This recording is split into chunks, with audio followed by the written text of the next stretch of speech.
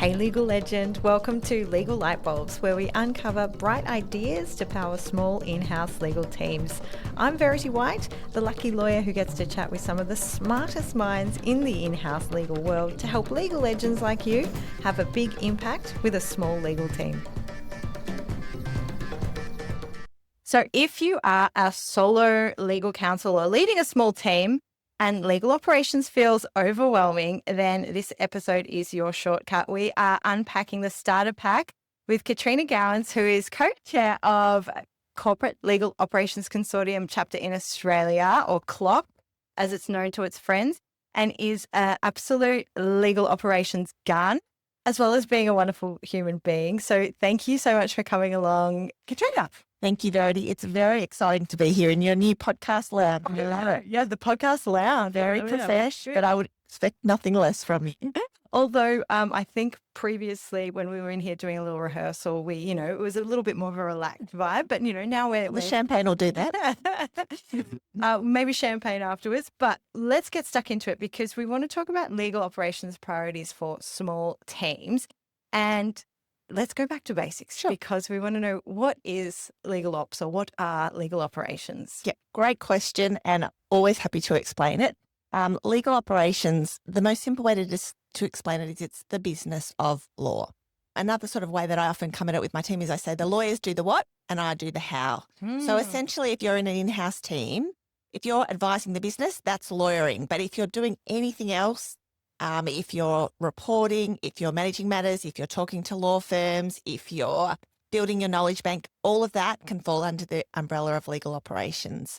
The title of legal ops came out of America and Silicon Valley in about 2015, when a lot of sort of big tech companies, sort of their people that were doing ops or things off the side of their desk got together and said, we've got to give this a bit of a name. And then came across the Pacific, came to Australia. I started in legal operations in 2018. Oh, God. Didn't know that was like a job title then, though, to be fair. And I think a lot of people, that's quite a common experience, that they'll often be, have different roles, like business development, practice managers, knowledge managers. And then, they'll stumble across legal operations, possibly stumble across our legal operations community in Australia and realize, oh, that's me, and sort of grab that title. So in a nutshell, our role is really to help in-house lawyers spend time on lawyering and focusing on what they love, and we can sort of take that operations side off their plate and make things run smoothly. Oh, sounds like the dream. And so thinking about how legal teams or in-house lawyers can get started with legal ops, what are some common mistakes you see when people start thinking about, oh, maybe I should try to focus on the how a little bit, whether that's getting legal ops themselves or getting a legal ops professional in? Yeah, so I think the biggest mistake I see is people that just jump to the technology and they think tech is the solution. I am firmly of the view that technology is a tool. The solution is getting your lawyers or your clients in the business using the technology. So you're not sort of solving anything, in my view, by just being, dazzled by tech and going off and buying tech. What you often need to do, and this is probably sort of leaning into your next question, Verity, about if I was parachuted into a team, very small team of less than 3 lawyers, what would be some good things to do in that context? And I think, I need to start by saying I've been very privileged that I've worked with a couple of in-house legal teams that have sort of been around the 15 to 20 lawyers. So they're in a position that they can afford me as a dedicated resource, albeit sort of part-time. And I know that that's not possible in small teams. Like you've got 3 people, having another headcount, it's simply not possible. So I think you need to think about how you muscle up your team to do legal operations projects. So whether that being really, really strict about carving out 1 day a week for one lawyer in your team, or saying we're just going to do a sprint for 2 weeks and give this person this space to do this project. So first of all, it's thinking about the space for that person to do whatever it is you want. And then second of all, in terms of thinking about what to do, what I think is very important to do is starting from a place of what is our team's priorities? What's our, strategic imperatives as a legal function? And they should be aligned with the corporate one. And then thinking about ideally, how do we then unpack from that strategy, different sort of activities, action plans that fall under that strategy. So if one of our strategies is to increase our team's corporate knowledge, so get what's in between the ears of our lawyers, out of their brains and into something, that's kind of a knowledge management project. So it's thinking about how do we sort of take that idea, that concept into an operations project to sort of work through that. So, and that would be a project, for example, that aligns really well with the strategic objectives of the team. And so you need to sort of go back to principles. I think there is, and it takes me back to the common mistake. People go out and see like a technology piece, like for contract lifecycle management. And they're like, oh, that looks really amazing. It's like, yeah, but you don't have anything wrong with your contracts at the moment. Like they're kind of, going through the people and you've got a place where you keep them and you know how to sign them. So why would you be, so you just have to sort of check yourself a bit. It's an interesting one because I've always thought, that yes, definitely strategy is great, but sometimes the tech can be kind of inspiring and it's kind of fun. As a junior lawyer, I loved playing around with the tech. And so obviously don't just go out and buy any tech. But sometimes it's fun to play with it. Though. But but don't buy. Correct. And I mean, there's a lot of technology out there which you can play with for free. Like you can sign up and get a, Chat GPT, have a little play on your desk, or you could even do the paid piece. I know a lot of in-house teams will tend to either be a Google shop or a Microsoft shop. So you actually have a lot of tools already. So the teams that I've worked with, we've been in the Microsoft suite. Yeah. And so we have like Copilot Web. A number of them also have Copilot Work. There are a lot of productivity hacks and operations hacks that I've started to use through having that as part of my toolkit. Likewise, thinking about workflows and, Microsoft's got Power Automate. So you can do a lot of that with a Microsoft form or a Microsoft list. So yes, absolutely play with that. But I haven't spent a cent in doing that. So it kind of exists in my toolkit already, as opposed to some of the very shiny, fancy, great technology out there, which absolutely should be considered. But once you've worked out what is our problem and is it our priority to fix that problem? Yeah. And I think we'll touch on kind of once you've got your strategy and building the business case in a little bit. But I did want to touch on, we talk about the Microsoft suite. When I speak to lawyers, in-house and private practice lawyers, they love the idea that there's the AI within the Office 365 system. Lawyers tend to be very comfortable with Microsoft and building things in there. Yep. So you've had some really good success with building a knowledge management system within SharePoint in that Office 365 environment. So tell us a little bit about that project and maybe why it was a priority or how you got to that strategic decision on why that was important. Sure. So I think there will be some probably larger in-house legal teams, maybe people in law firms that have used sort of point solutions for document management. I'm talking about like Net Documents or iManage. But iManage is a classic law firm. It's still around though and doing amazingly. But, they come with a price tag, and often a lot of corporate legal teams won't have budget because the enterprise IT department will say, well, we've got SharePoint. Why can't you use that? Yep. And so you kind of have to sometimes, you got to make a call. Is it a call between sort of getting our own legal tech, or do we want to go with the enterprise-wide tech? So, and often that can be a choice. And then sometimes, it can be a company policy, like we are now moving to SharePoint for our document management. So most recently in my team at IFM, we had an enterprise-wide migration to SharePoint. And I think it took us a long time to sort of work through what we wanted out of that migration and sort of building up our new home, so to speak, in SharePoint. So was this knowledge management for the whole organization or just for the legal? For the legal team. And what was the size of the legal team? Yeah, so a part of it was actually a massive purpose or driver for us was we have lawyers in Australia, we have lawyers in the UK and in America. Oh, gosh. And we wanted to bring them together because up until go live, those three teams were saving their precedents, templates, knowledge, team stuff in separate places on different systems.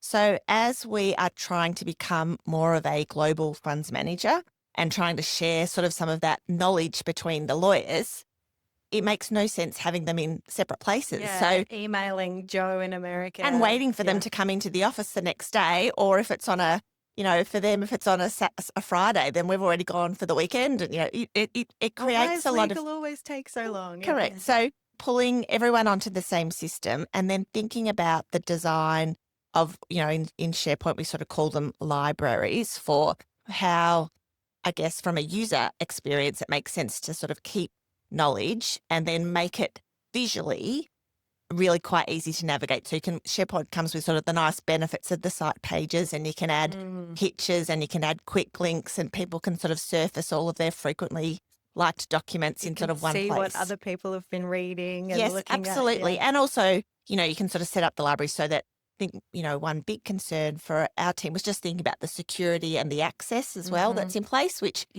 comes with SharePoint.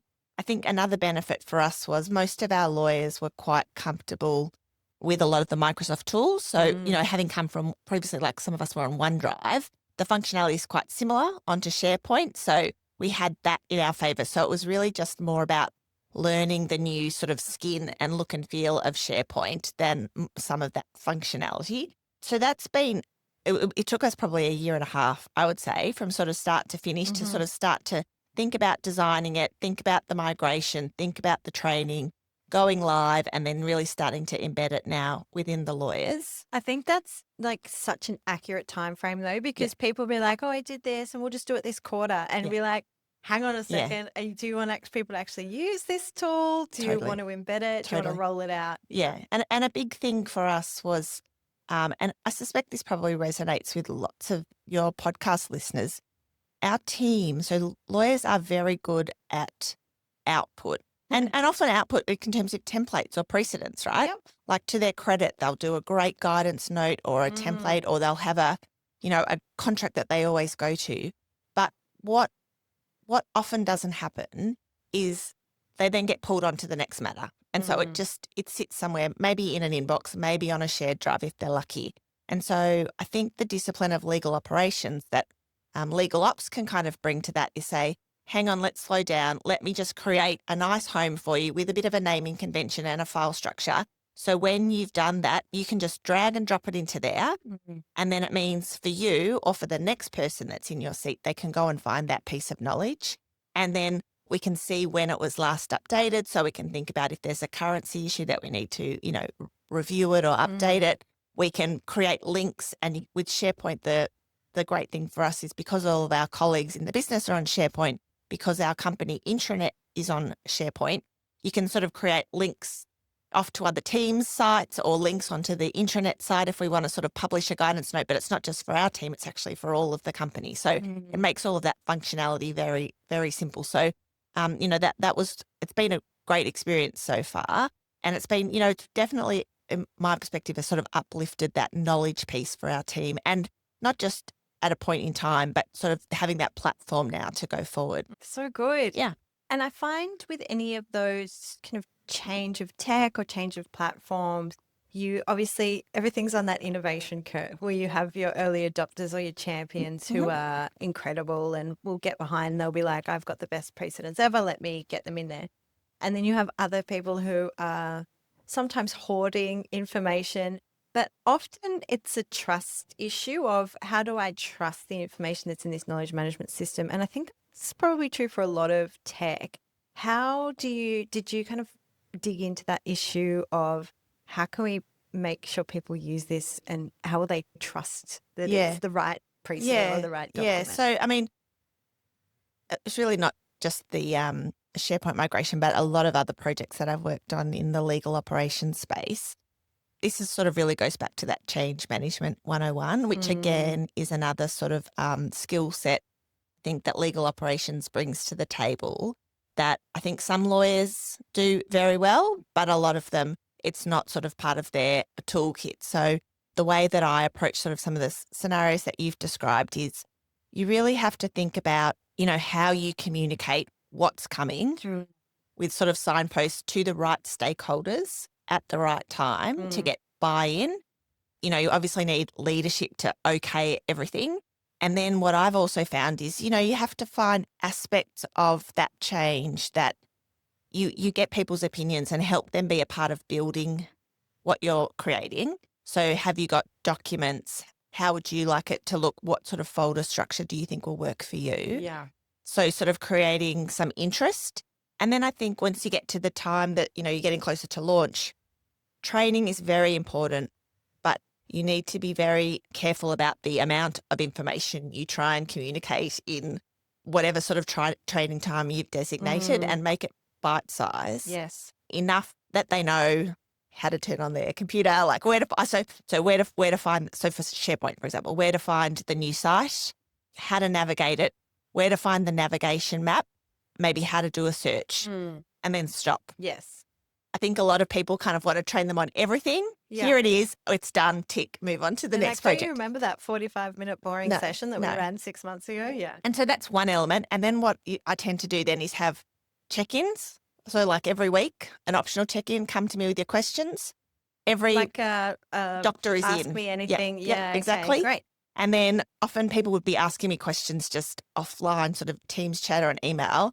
And if I get one that I love, I'll respond, and then I'll put that response into this guidance note that I'm sort of building up information. Sometimes I'll do a little video. So I love doing videos, training videos to myself and share them with my colleagues, because some people respond to getting an email. Some people will watch the videos. Also, for sort of got to think about like new starters that come and join the team in the future, how do you train them so that you don't have to, you're not the sort of the one person that is the only person, the fount of knowledge that has to be able to tell them. You've got to create a bit of a legacy of that knowledge. Because this new system is going to be BAU. That's right. Yeah. Exactly. And then the other thing is calling out good behaviours, like in a team meeting. So I always, we sort of had a little bit of a line item in our team meetings for a while where I was able to sort of shout out to people that had done something or asked a great question. And I think that really builds that positivity.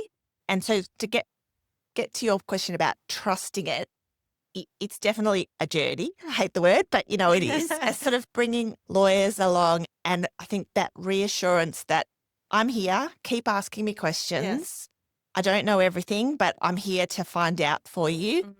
Your colleagues are trying it. Here's some great ideas for it, and just keep sort of nudging things along. So it's never going to be perfect. You have to, obviously, there needs to be a confidence in whoever's sort of launching the product that it's going to work or do meet your requirements. And then once you sort of get that, then it's just like getting people in, getting them using it, answering their questions. I mean, I'm at a 6-month sort of post-launch almost, and still get questions. Yeah. And it's always like, well, I just don't want to give them the answer, but how do I show them, educate them, help them for next time so that they've learnt what the thinking was. Teach them how to fish. Correct. Lead a man to water. Oh my goodness. A horse to water. So many amazing project management and change management nuggets in there around kind of getting the right stakeholders in, the people that help make the plan don't fight the plan, and kind of they see the value in it for them, communicating so many different ways. I love the bite-sized training things as well, because often we try to push training at people, but we need to have it there so they can pull it in when they need it. Oh my goodness, so many great things in there. And maybe like one last point, so if we're sort of thinking about a really small team, how would they do something like this? All of those steps that I just sort of went through in terms of the change, none of them are rocket science. It takes time, a little bit of planning. So it's thinking about how do you carve out that time for someone to just do that planning, that organising, to sort of set it in place. How do you prioritise it? Because it goes back to my previous point, which is, you don't judge the success of a SharePoint site by building it, tick, done. It's actually by, how often do your lawyers go and use it? How much time does it save them? Because they can find the right document even when they're working from home, or someone's travelling, or someone's left and the next person's in that seat. Well, this is such a great lead into the concept of building a business case, because we can't just kind of say, we need a knowledge management system, or we need this legal operations function, we need, this contract simplified. It's all about building the business case, finding the metrics, looking at return on revenue. And I know maybe a bunch of legal legends have just started panicking, like, oh my gosh, they're going to start talking about numbers. But I'd be interested to understand, what's your advice for getting budget for these projects? And, especially in small legal teams, resources are tight, budgets are, Yeah. So I mean, even myself who works sort of for larger legal teams, I always start with the assumption that I don't have budget. So I really have to work very hard if it's a piece of technology I want to buy. It's a great mindset to have though too, because lean living is just a I good think that's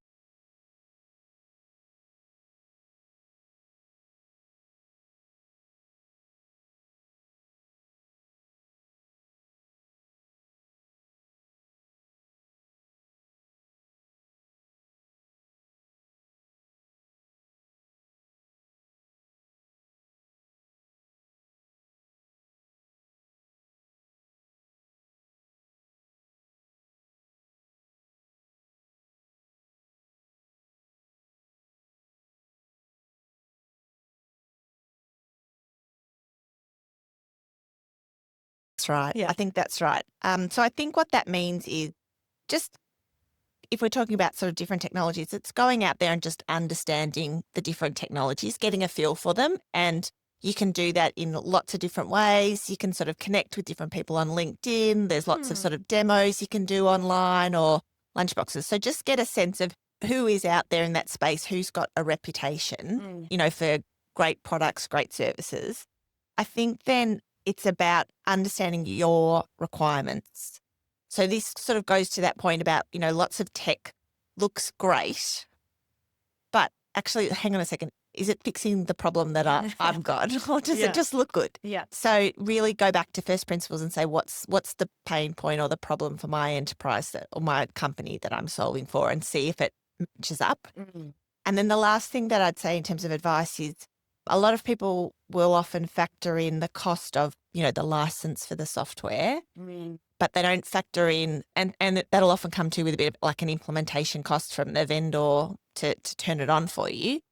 But a lot of corporate teams, your own IT team will charge you a cost to sort of their effort to sort of work with them. That's an right? interesting point. There's that line item. And then also, what's the cost of your team? So how much time is it going to take your team to learn how to use it, to transition? So my advice is really think holistically about Such a good point. Yeah, especially because what might seem like a great investment, actually, when you factor in all of the actual time and energy and internal costs, might barely break even. That's right. And I mean, you always have to acknowledge with technology that there is a learning and things can be harder initially. And I think going back to sort of the change piece, that's a really important element in kind of bringing people along, like acknowledging, look, I know this is something different and new. I know you don't have the same confidence, in this new technology that you have with the way that we worked. So, it's sort of bringing people along, but then, Bring them along. That's right. Yeah, you do. And I think it's making, lawyers, we are a sensitive lot sometimes, and we don't want to feel stupid or like we don't know what we're doing. You can get frustrated when you're learning a new system. So I think that's a great call to bring people along the journey. Yeah. And then, so measuring return on investment, sometimes you'll get told, I've worked on projects where we had to implement a new technology, or we're getting rid of DocuSign and everyone's going to Adobe Sign, or, different approaches where you get told to do something. Yeah. But then, and that's a business priority, but how would you set up, you've got your own internal legal pain point. You found the thing that's terrible. Yep. How do you measure it, and how do you show that it's going to make a return on that investment? Sure. So first of all, I'd say don't get scared of metrics. Oh, that's such good advice And to start with. Don't get scared. Step one, don't panic. I think people start seeing all of these like matrix dashboards with millions of levers, and like sometimes a lot of the projects aren't that sophisticated. So slow down. Yeah. I think a good place to start is, what does success look like for us after this project is BAU, right? So success looks like lawyers finding the right template when they search for it, or success is the team adding 5 new precedent advices per month. Yeah. Little things like that. If I'm using sort of the knowledge management example, if I'm using matter management, it's the lawyers, it takes them 2 minutes to open a file, open a new matter, or, there's something around that. So you need to think about what does success look like, and then how do you assess that? Yeah. And there's lots of easy sort of, depending on what the success factor is, there's lots of different ways to measure it. And you sometimes need to be a bit creative. And this is where I say that's when you let a legal ops person or someone that's not quite as worried about like perfection as, and is happy to sort of make some broader assumptions about running things. Because at the end of the day with metrics, you tend to be talking to yourself. So you want a good story. You want some strong data behind you, but it doesn't need to be 100% data. Yeah, I so agree with that, Katrina, because it just feels like, and I've done this, well, but do I know the exact number of minutes I spent, reviewing that contract, or how many rounds of negotiation it was? Yeah. And I think, from a basic standpoint, even just getting a general look at the past 5 emails or the past 5 document, whatever, contracts that you've signed, and kind of having a look at those.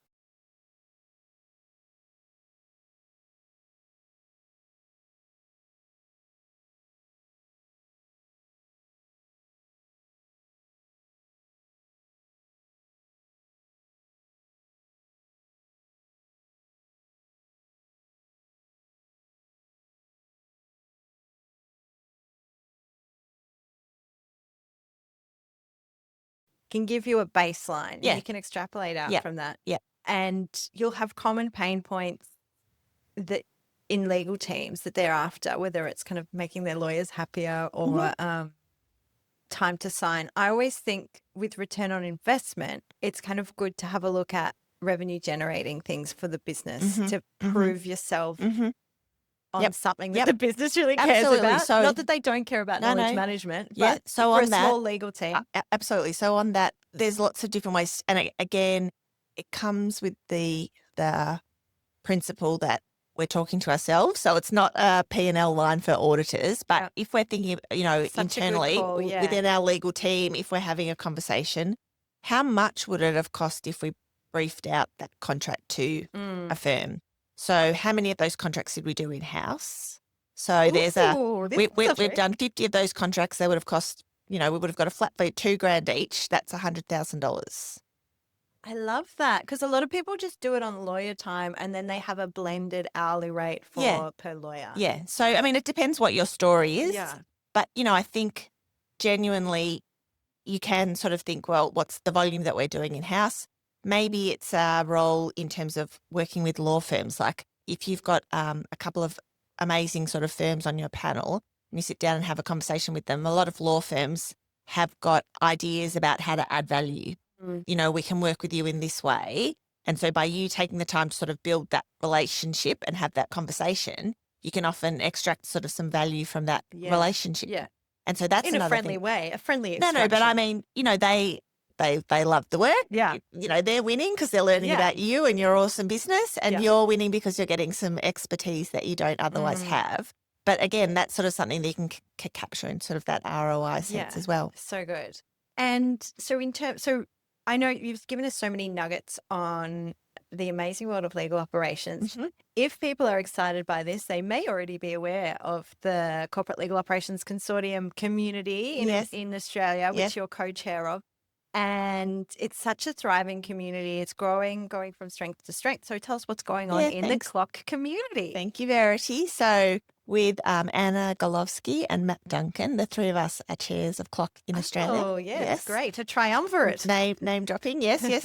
So we love our community. We call ourselves small but mighty. Lovely. That's our legal team. It's a global organisation, probably strongest in America.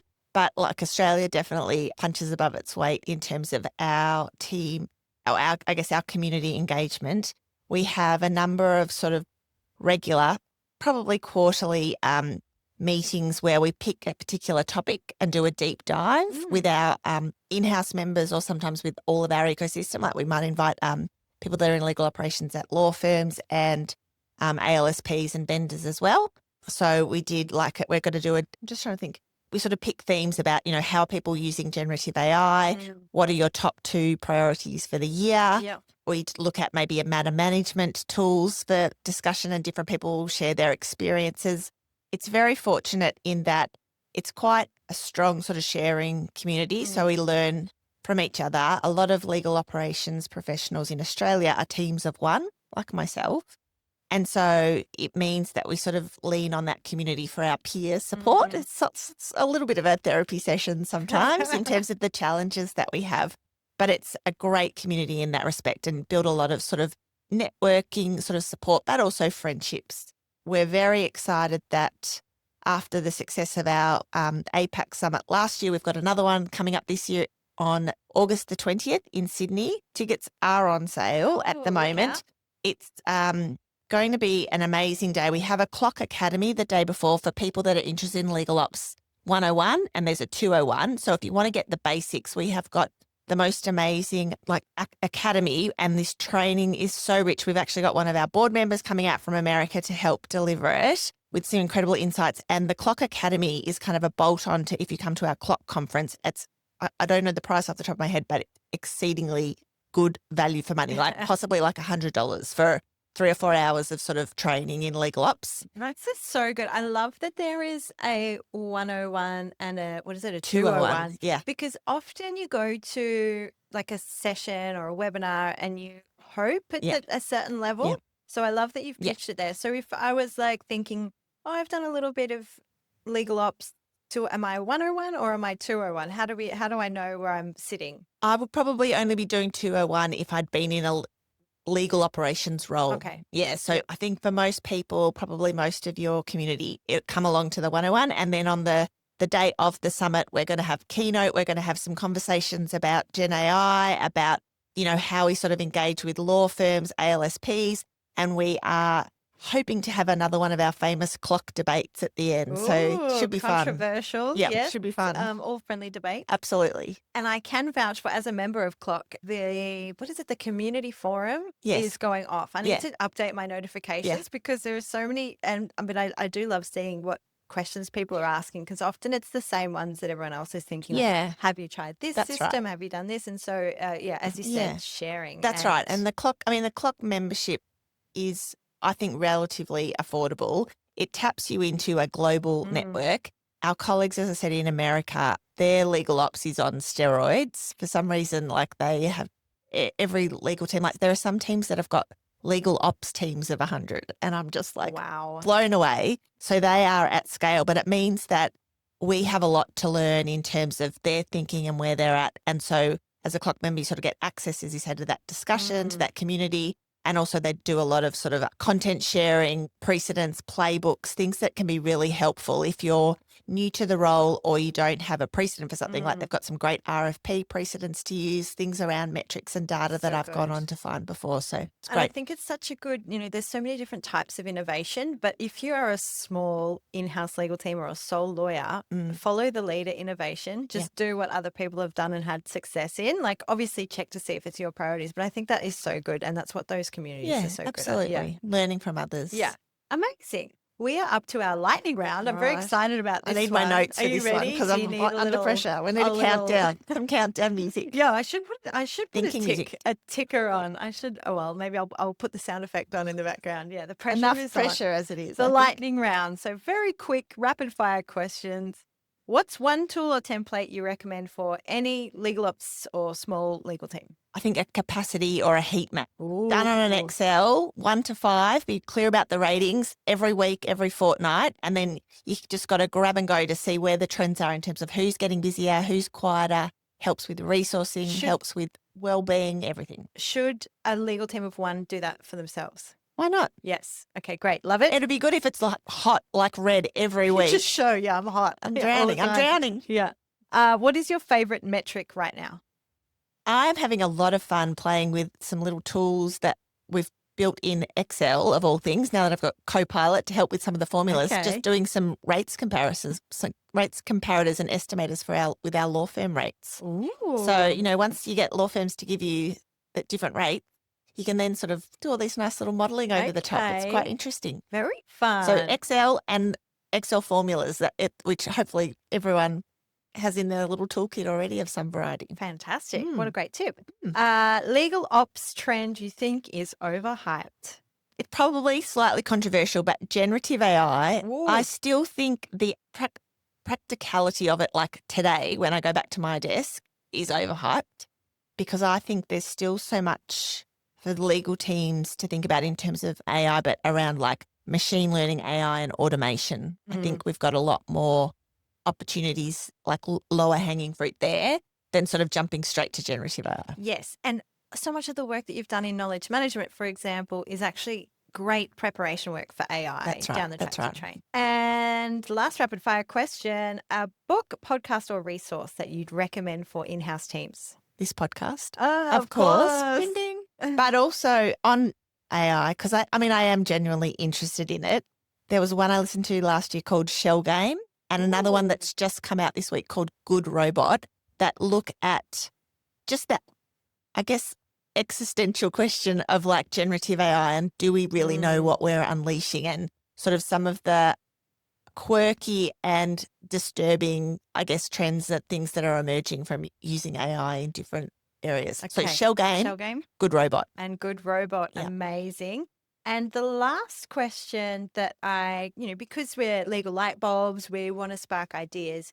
What's a legal light bulb moment that you've had recently about the law or lawyering in general? Yeah, right. So if I can, I've got two. Great. So one for lawyering, because Two legal light bulbs. I do have my practicing certificate still, but my legal light bulb moment as a lawyer is just because someone sends you an email and it's in your inbox doesn't mean it's your problem. Like, it's still a shared problem. It took me a long time mentally to Just sort of say that again. I think it's worth saying. Don't you again. reckon? Yes. Just because someone sent you an email and there's an email in your inbox, it doesn't mean it's your problem. Oh, love that. I think lawyers take a lot of responsibility and accountability, and I think to our detriment often. Yeah, it's a shared problem. Yeah. And then my second, and I think we were talking about this last week and it's come up a little bit today, but I just think the best way for all of us to learn is through doing. So I'm always thinking, what sort of learning can I share with my lawyers that encourages them to do?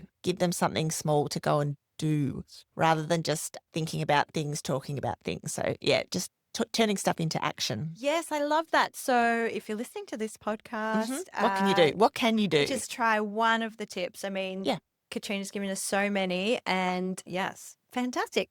Thank you so much for sharing all of your legal ops wisdom with the world. Yeah, best of luck. I'll see you at the CLOC Summit, I guess. Thank you, Verity. Good luck on the podcast. It's fabulous. I love it. Thank you. Cheers. Yay. Goes so quickly. Does. That's it for this episode of Legal Lightbulbs. You'll find all the good stuff in the show notes, including links, resources, and guest details. If something sparked an idea for you, please share the episode with a colleague or connect with me, Verity White, on LinkedIn and let me know what resonated. It really helps me shape the show for other legal legends like you. Legal Lightbulbs is brought to you by Checklist Legal, a B Corp certified commercial law firm helping small legal teams in big brands modernise and transform the legal function to do business better. If you're thinking about kicking off your own transformation project, book in a chat today and let's make sure you kick it off on the right track. Until next time, happy contracting.